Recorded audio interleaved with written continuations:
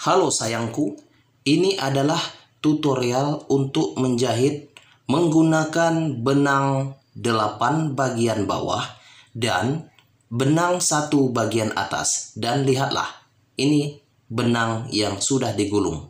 Perhatikan cara saya menjahitnya. 8 benang gulungan bagian bawah pasang saja. Kemudian, lihatlah. Perhatikan tangan saya untuk Anda. Lihatlah, 8 benang bagian bawah dan 1 benang bagian atas. Kemudian jahit. Maka hasilnya seperti ini.